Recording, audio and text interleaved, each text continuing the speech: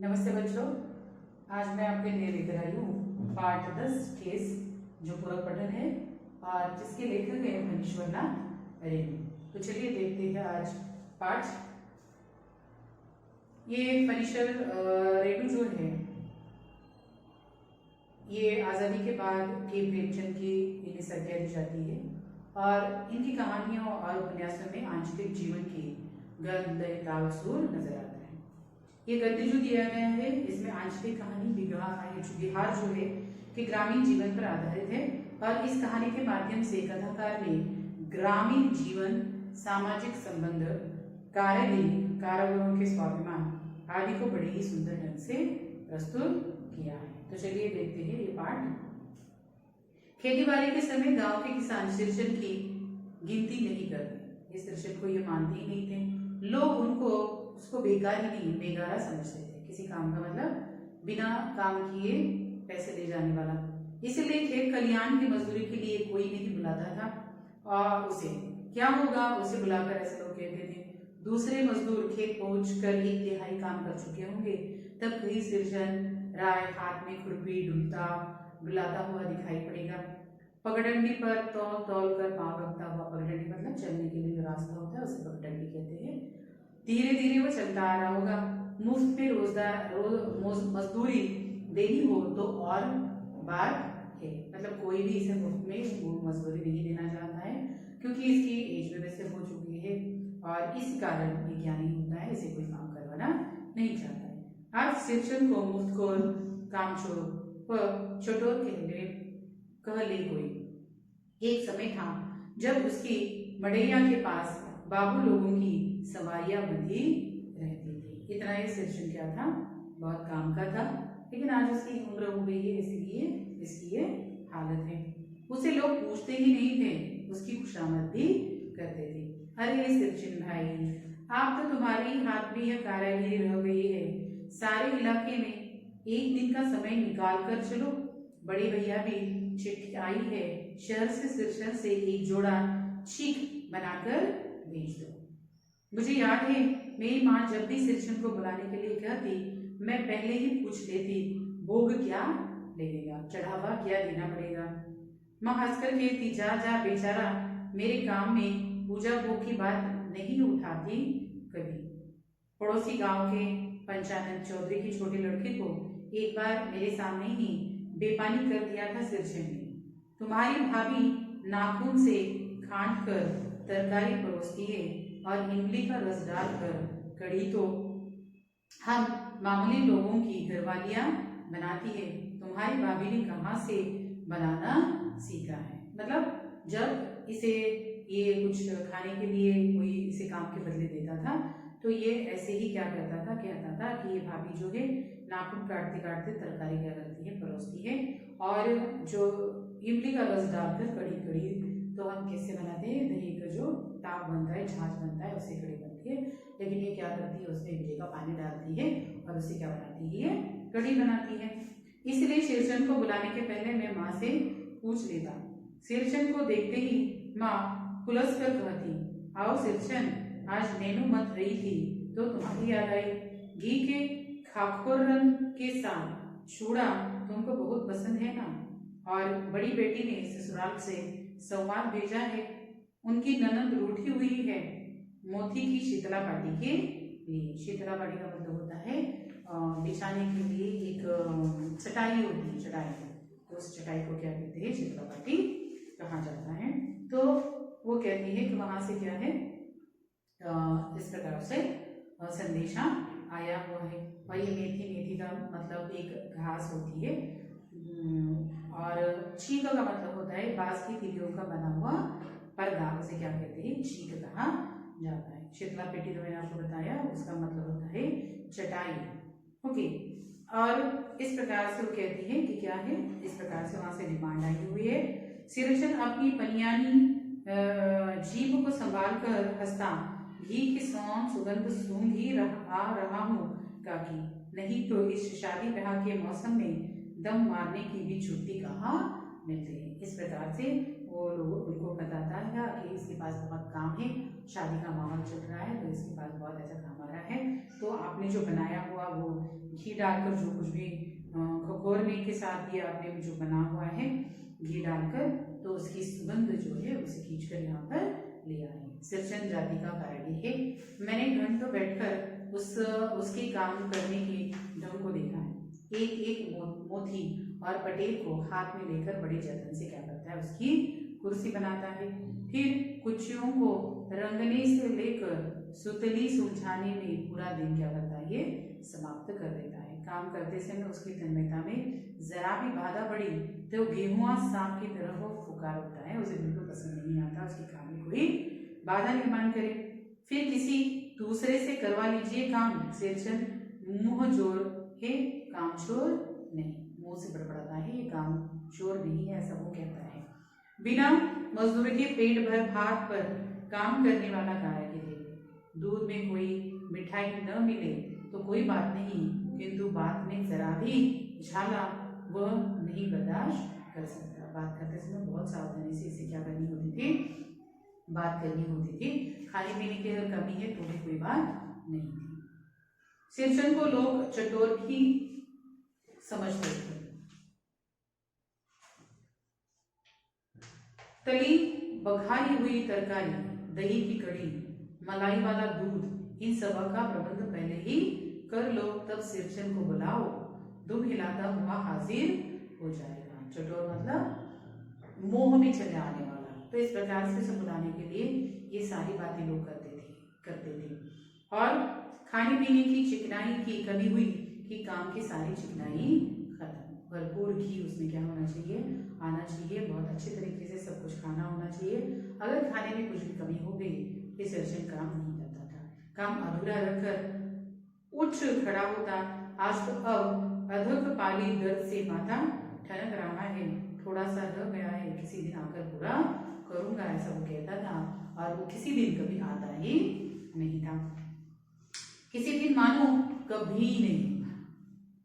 मोती घास और पटरी के रंगीन शीतला पाटी, बांस की टीवियों की चिलमलाती चीख, सतरंगे डोर के मोड़, भूखी चुन्नी रखने के लिए मुंज एक प्रकार की घास से, इसकी रस्सी के बड़े बड़े जाले और हलवाने के लिए ताल के सूखे पत्तों की छतरी, टोपी तथा इसी तरह के बहुत से काम हैं जिन्हें सिरचन के सिवा गांव में और कोई नहीं कर सकता। देखिए सिरचन को क्या क्या काम आता था, यहाँ इन्होंने दिया है। क्या क्या बनाता था वो, मेथी घास और पटरी की रंगीन शीतला पेटी, बांस की तीलियों की जिमलाती चीख, सतरंगे डोर के मोढ़े, भूसी चुन्नी रखने के लिए मूंछ की रस्सी के बड़े बड़े जाले और हलवाओं के लिए ताल के सूखे पत्तों की छतरी, टोपी, इस प्रकार के वो क्या करता था, अलग अलग काम करता था। और पूरे गांव में सिरचन के अलावा ये काम और कोई करता नहीं था।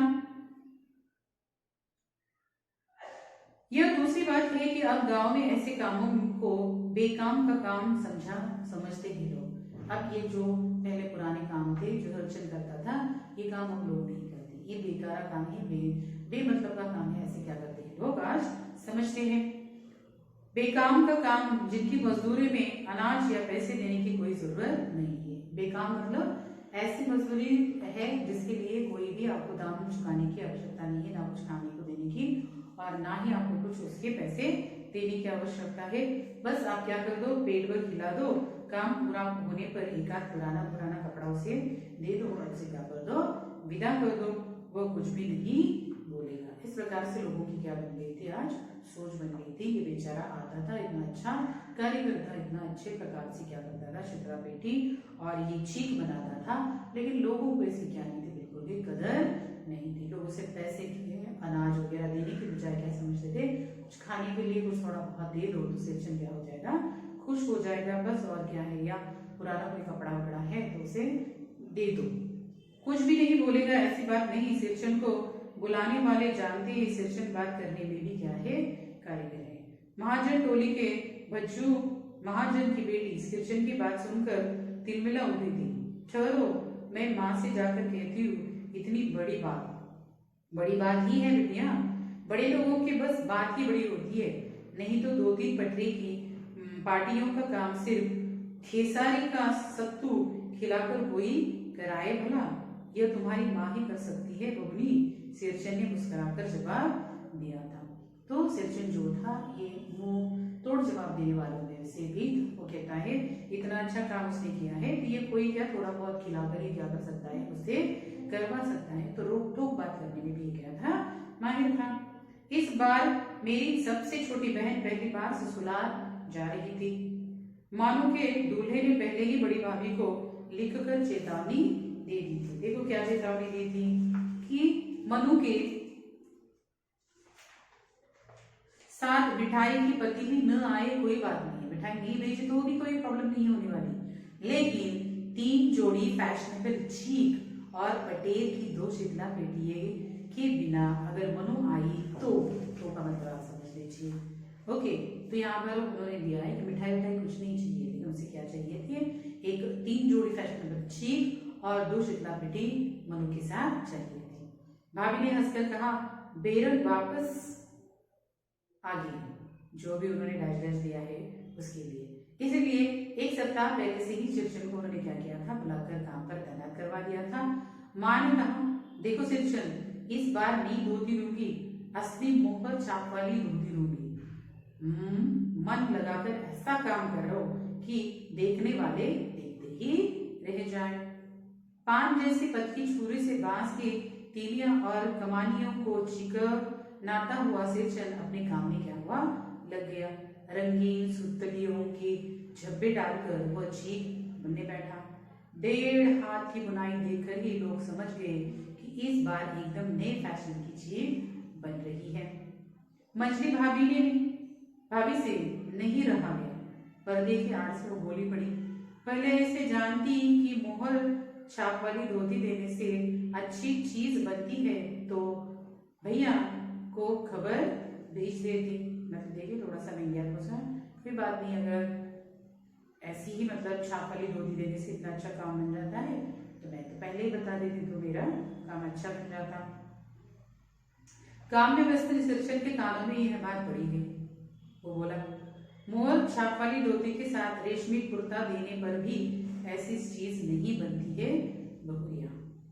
मानो दीदी काकी की सबसे छोटी बेटी है, मानो दीदी का दूल्हा अफसर आदमी है और इसीलिए वो क्या कर रहा है, इसके लिए बहुत बड़े चाव से आनंद से क्या कर रहा है, ये चीज बना रहा है। मछली भाभी का मुंह लड़ गया। मेरी चाची ने फुसफुसा कर कहा किससे बात करती है बहू, मोहर छाप वाली धोती नहीं, मूंगिया लड्डू। बेटी की विदाई के समय रोज मिठाई जो खाने को मिलेगी देखती है ना।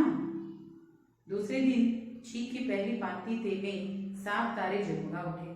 7 रंग के, मतलब 7 रंग की उसने क्या बनाई है, चीक बनाई थी। 7 भैया तारा। अपने काम में मग्न शेरचन को खाने पीने की सुध नहीं रहती थी। चीक में सुतली के फंदे डालकर उसने पास खड़े सूत पर निगाही डाली। चिऊरा और गुड़ का एक सूखा डेला वहां था। मैंने लक्ष्य किया, शेरचन की नाक के पास 2 रेखाएं उभर आई थी। उसको देखने के बाद उसे खाने का मन नहीं हो रहा था। मैं दौड़कर माँ के पास गई। माँ, आज शेरचन को कलेवा किसने दिया है, सिर्फ चिऊरा और गुड़। माँ रसोई घर के अंदर पकवान आदि बनाने में व्यस्त थी। बोली अरे मंजली, शेरचन को बूंदिया क्यों नहीं देती है ना, ये खाने के लिए देखने के बाद उसका मूड बिल्कुल बनता नहीं है। बूंदिया मैं नहीं खाता काकी। शेरचन के मुंह के चिऊरा भरा हुआ था। गुड़ का ढेला सूप में एक किनारे पर पड़ा रहा, वैसे ही अछूता। उसने उस गुड़ को हाथ भी नहीं लगाया था। माँ की बोली सुनते ही मछली भाभी की भूया बन गई। उसे गुस्सा आ गया। मुट्ठी भर बूंदिया सूप में फेंक कर वो क्या हो गई, चली आई। शेरचन ने पानी पीकर कहा मछली बहुरानी, आपके मैके से आई हुई मिठाई भी इसी तरह हाथ खोलकर बांटती हैं क्या। मतलब जिस प्रकार से उसने फेंका था, व्यंग्यात्मक ढंग से शेरचन ने उनको क्या किया, यहाँ ताना मारा है कि इस प्रकार से ये फेंक कर नहीं देना चाहिए था। खुशी से उन्हें क्या करना चाहिए था, उसे खाने के लिए देना चाहिए था। बस मछली भाभी अपने कमरे में बैठकर रोने लगी। चाची ने माँ के पास जाकर कहा मुंह लगने से सिर पर चढ़ेगा। किसी के नेहर ससुराल की बात क्यों करेगा वो? मछली भाभी माँ की दुलारी बहू है। माँ तमतमाकर बाहर आई। सिरजन, तुम काम करने आए हो, अपना काम करो। बहुओं से बात पुट्टी करने की क्या जरूरत है? जिस चीज की जरूरत हो मुझसे कहना। इस प्रकार से बहू की गलती होने के बावजूद भी ये इनकी सास की बहुत प्यारी थी, इसलिए उन्होंने उसकी साइड ली और सिरजन को डांटा। सिरजन का मुंह लाल हो गया, गुस्सा हो गया। उसने कोई जवाब नहीं दिया, बस बांस में टंगे हुए अधूरे चीख में फंदे डालने लगा। अपना काम वो करने लगा गुस्से से। मानो बांस सजा कर बाहर बैठक खाने में भेज रही थी। चुपके से पान का एक बीड़ा सिरजन को देती हुई इधर उधर देखकर बोली, सिरजन दादा, कामकाज का घर, 5 तरह के लोग 5 किस्म की बातें करेंगे। तुम किसी बात पर कान मत देना, ध्यान मत देना, किसी की बात सुनना मत। तुम क्या करना, अपना काम करना। सिरजन ने मुस्कुराकर पान का बीड़ा मुंह में डाल लिया। चाची अपने कमरे में निकल ही रही थी। सिरजन को पान खाते देखकर अवाक हो गई। सिरजन ने काकी को अपनी ओर अचरज से घूरते हुए देखकर कहा, छोटी चाची, जरा अपनी डिबिया का गम कौवा जर्दा खिलाना, बहुत दिन हुए। मतलब क्या कहते हैं वो, जर्दा मतलब क्या, तंबाकू, उसे जर्दा कहते हैं। तो ये खिलवाने के लिए कहा। बस सिरजन की उंगलियों में सुतली के फंदे पड़ गए। मानो कुछ देर तक वह चुप बैठा पान को मुंह में घुलता रहा। फिर अचानक उठकर पिछवाड़े पीक थूकाया। अपनी छुरी, हंसियां वगैरह समेट संभाल कर झोले में रखे। टंगी हुई अधूरी चीख पर एक निगाह डाली और हनहनाता हुआ आंगन से क्या हो गया, बाहर निकल गया। मानो कुछ नहीं बोली, चुपचाप अधूरी चीख को देखती रही। सातों तारे बंद पड़ गए थे, सब कुछ शांत हो गया था। मैंने सिरजन को मनाने गया, देखा एक फटी हुई शीतला पेटी पर लेटा हुआ वो कुछ सोच रहा था। मुझसे देखकर बोला, बबुआ जी, अब नहीं, कान पकड़ता हूँ, अब बिल्कुल नहीं, मतलब वो काम पर आने के लिए तैयार नहीं था। मोर छाप वाली धोती को लेकर क्या करूंगा, कौन पहनेगा? ससुरी खुद मरी, बेटी बेटियों को ले गई अपने साथ। इसकी जो घरवाली है, इसकी क्या हो गई है, मृत्यु हो गई है। उसके साथ साथ बच्चे भी उसके नहीं रहे हैं, बस ये अकेला है। फिर कहता है ये बहुत ही मैं क्यों करेगा क्या? बुआ जी, मेरी घरवाली जिंदा रहती तो मैं ऐसी दुर्दशा भोगता। सच में अगर उसकी घरवाली जिंदा होती तो लोगों की यहाँ ये खाने के लिए भटकता नहीं। ये शीतला पेटी उसी की बुनाई है जिस पर ये सोया हुआ था, उसकी पत्नी ने बुनाई हुई थी। ये शीतला पेटी को छूकर कहता हो कि अब यह काम नहीं करूंगा, मतलब ये चीज का और शीतला पेटी का काम नहीं करेगा। गांव भर में तुम्हारी हवेली में मेरी कद्र होती थी, अब क्या, है ना। बस उन्हीं के घर में सिरजन को क्या किया जाता था, अच्छा खाना पीना वगैरह दिया जाता था या उसकी इज्जत की जाती थी। लेकिन वो इज्जत भी क्या हो गई है, अब कम हो गई है।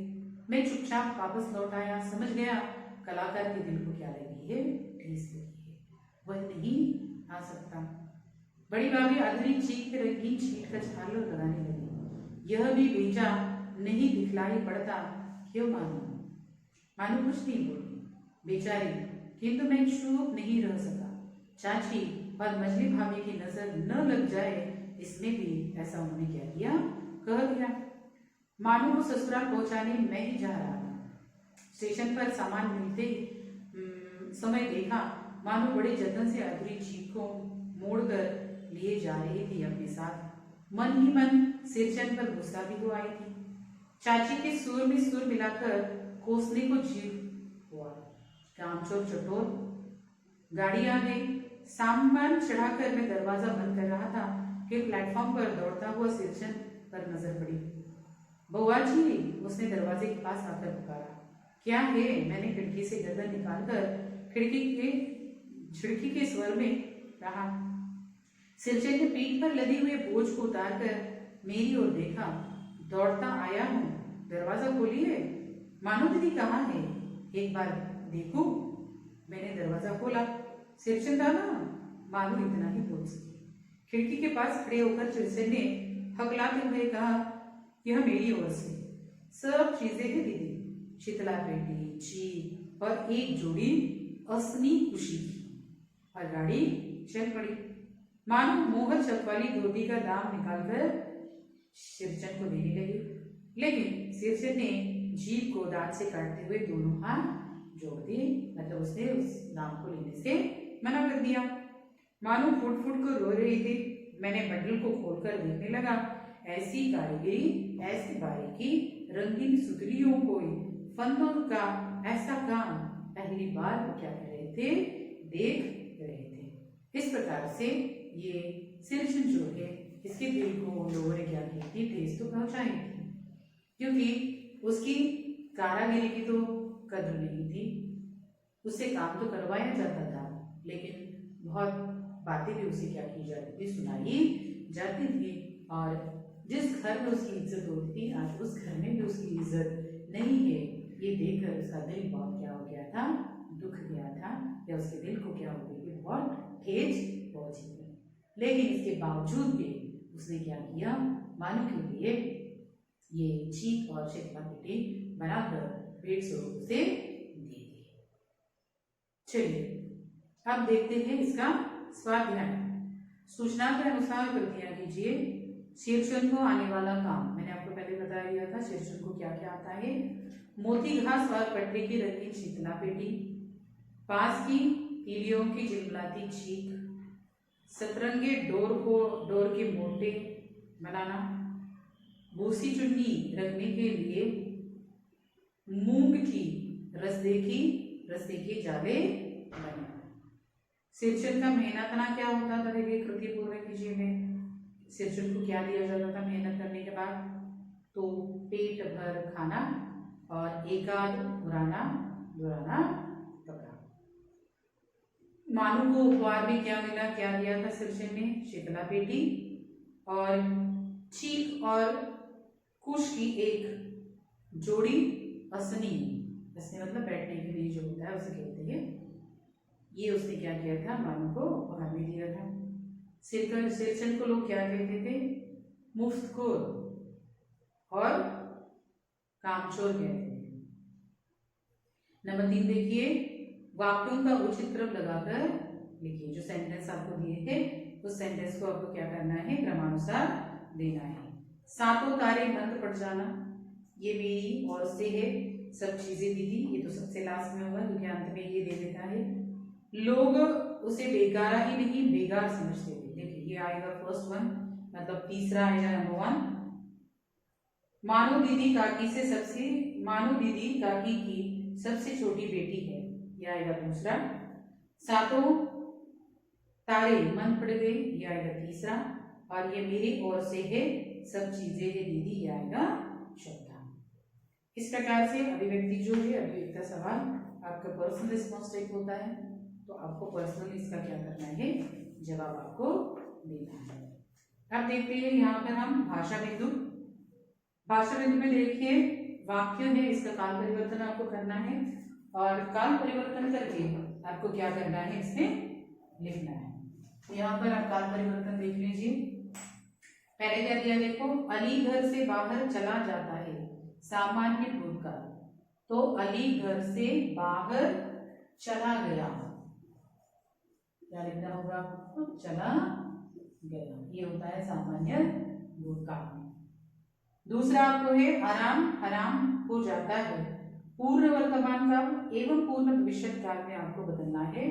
सेंटेंस नंबर 2, तो आराम हराम हो गया है, हो गया है, यह आएगा आपका पूर्ण वर्तमान काल। और पूर्ण भविष्य में आराम हराम हो चुका है, आराम हराम हो चुका है, यह आएगा आपका पूर्ण भविष्य। सॉरी, हो चुका नहीं, होगा, चुका होगा, भविष्य है ना, चुका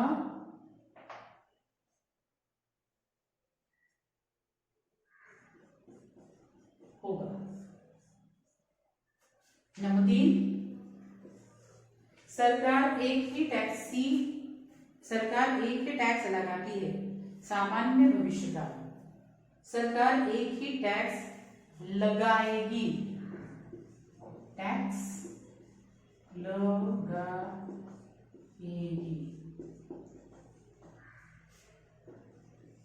नंबर 4, अपूर्ण वर्तमान काल, आप इतनी देर से नापतोल करते थे, आप इतनी देर से नापतोल कर रहे हैं, क्योंकि अपूर्ण पूछा है। ओके, कर रहे हैं। इसके बाद है वे बाजार से नई पुस्तक खरीदते हैं, पूर्ण भूतकाल और अपूर्ण भविष्य बनाना है। वे बाजार से नई पुस्तक खरीदी थी, उन्होंने बाजार से। नंबर 5 क्या आएगा? उन्होंने बाजार से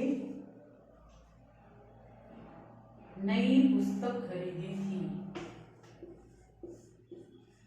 नई पुस्तक खरीदी थी। यहाँ पे आपका वे की बजाय उन्होंने ये शब्द यहाँ पर आ जाएगा। और इसमें दिया है अपूर्ण वर्तमान काल बनाइए, अपूर्ण भविष्य काल बनाइए, तो ये होगा वे बाजार से नई पुस्तक खरीदते रहेंगे। वे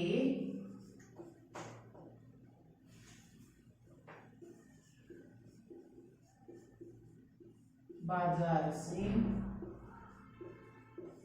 नई पुस्तक खरीदते होंगे।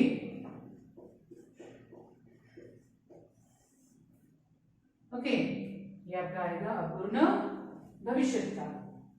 इसके बाद देखिए नेक्स्ट सेंटेंस दिया है,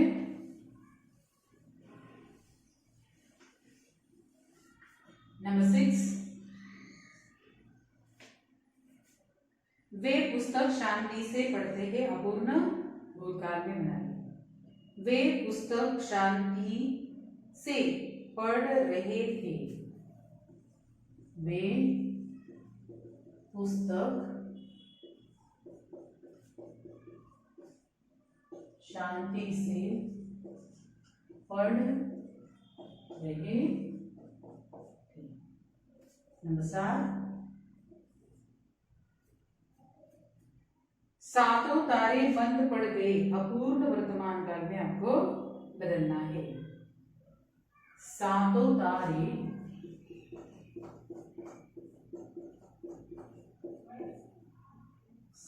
तारे मंद पड़ रहे हैं, मंद पड़ रहे हैं।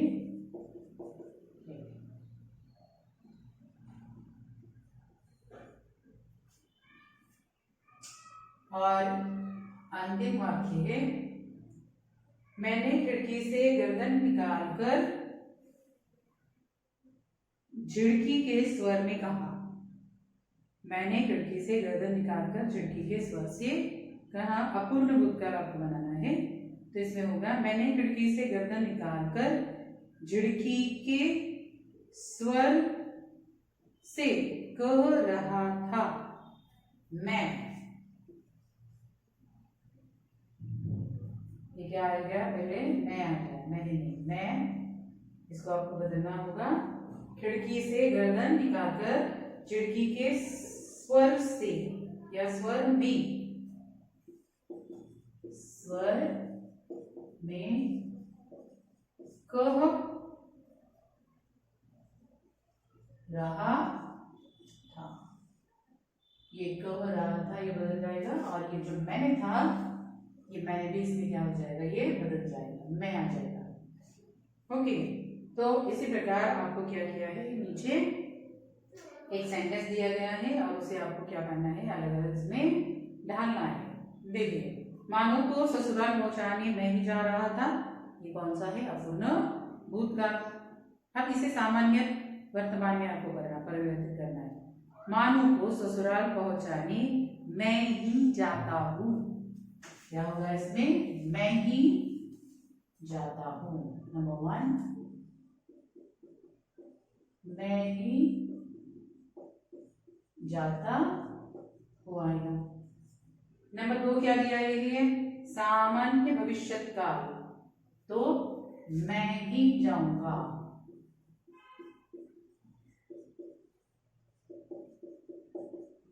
नंबर 3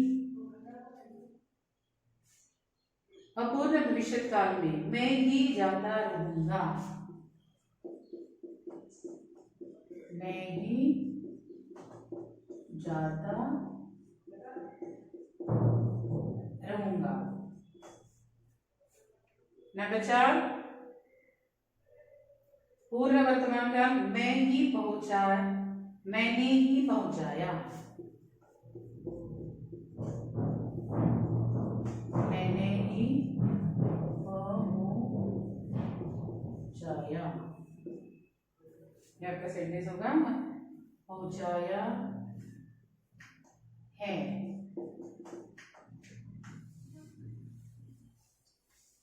इसके बाद देखते हैं नंबर 5 सामान्य भूतकाल मैं ही गया। मैं ही गया। नंबर 6 अपूर्ण वर्तमान काल मैं ही जा रहा हूं। मानू को ससुराल पहुंचाने मैं ही जा रहा हुआ है।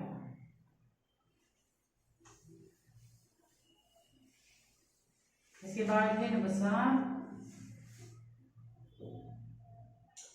पूर्ण भूतकाल मानू को ससुराल पहुंचाने मैं ही गया था। मैं ही गया था, पूर्ण हो गया ये। और लास्ट वन पूर्ण भविष्यत काल। और लास्ट वन क्या है? पूर्ण भविष्यत काल मानू को ससुराल पहुंचाने मैं ही जा चुका रहूंगा, या मैं ही जा चुका हूंगा। मैं ही जा चुका हूंगा।